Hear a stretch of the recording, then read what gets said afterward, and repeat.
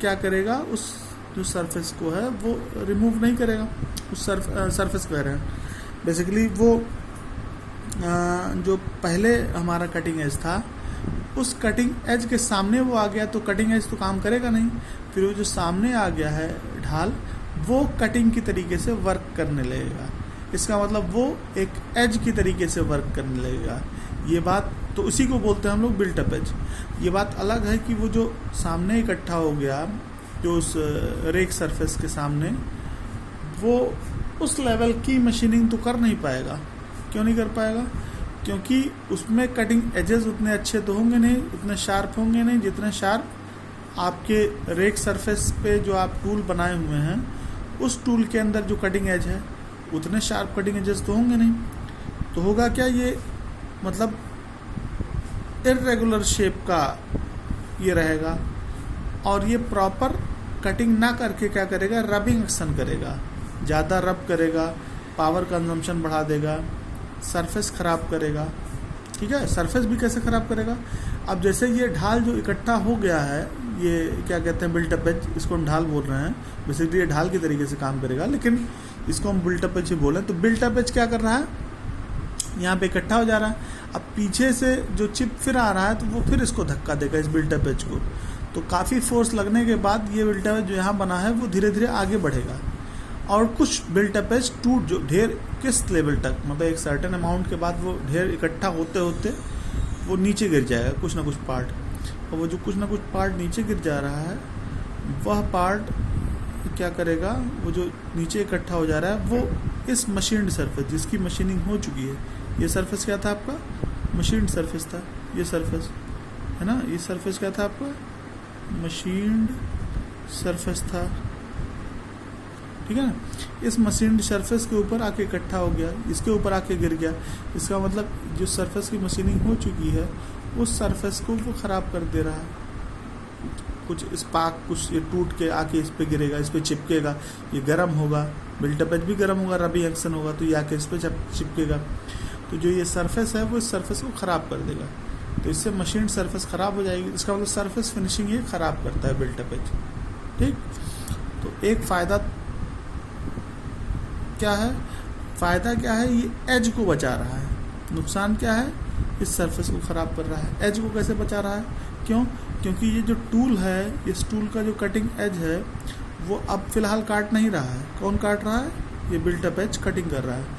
इसका मतलब built up as कहीं ना कहीं टूल की लाइफ को इंक्रीज़ कर दे रहा है। क्यों? क्योंकि उसका जो शेप था, जो सरफेस था, वो कहीं ना कहीं बच जा रहा है जिससे कि टूल की लाइफ बढ़ जा रही है। ठीक है, तो ये तो ठीक है कि भाई टूल की लाइफ बढ़ गई। अब सवाल आता है कि नुकसान कैसे कर रहा है। भाई नुकसान दो तरीके से कर रहा है, एक तो पावर कंजम्पशन आपका बढ़ रहा है, सरफेस ख़राब कर रहा है ना। तो ये सब चीज़ें हैं कि भाई सरफेस देखना है, सरफेस मशीन सरफेस को ख़राब कर दे रहा है, पावर कंजम्पशन बढ़ा रहा है ना, रबिंग एक्शन कर रहा है, तो ये सब प्रॉब्लम्स हैं।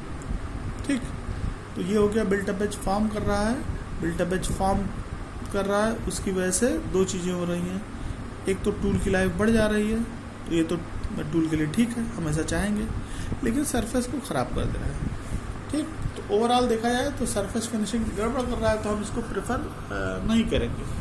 अगर सरफेस हमारा मशीनेबिलिटी का क्राइटेरिया सरफेस फिनिश है, मतलब अगर हम ये चाहें कि सरफेस फिनिश हमारी अच्छी हो तो बिल्ट अप एज उस केस में तो नहीं ठीक है। लेकिन अगर हमारा एम ये रहे कि सरफेस फिनिशिंग पे ऊपर हमको ध्यान नहीं देना है, लेकिन हम ये चाहें कि टूल की लाइफ हमारी ज़्यादा हो, तो क्या करेंगे, तो हम कहेंगे बिल्ट अप एज ठीक है। तो इसका मतलब सेम चीज़ बिल्ट अप एज एक जिसको हम प्रॉब्लम की तरीके से भी एड्रेस कर सकते हैं और इसको सोल्यूशन के तरीके से भी एड्रेस कर सकते हैं। सोल्यूशन कैसे, अगर टूल की लाइफ को कंसिडर करें प्राइमरीली, हम ये सोचेंगे टूल की लाइफ ही हमारा हमको बढ़ाना है, हमें सरफेस फिनिश से मतलब नहीं है, तो हम कहेंगे बिल्ट अप एज ठीक है।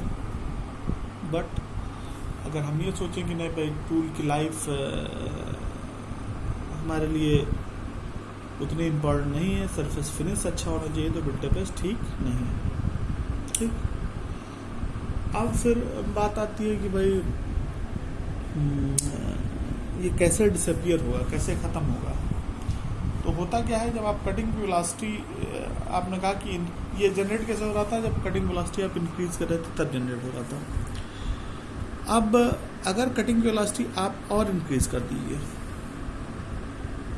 है ना, कटिंग की वेलोसिटी जो इंक्रीज किए थे जिससे बिल्ट-अप एज फॉर्म कर रहा था, उससे ज़्यादा और कटिंग वेलोसिटी इंक्रीज कर दीजिए, तब बिल्ट-अप एज डिसअपियर होता है, पहला चीज़। और दूसरी चीज़, आप कटिंग फ्लूइड का यूज़ कीजिए, ठीक है।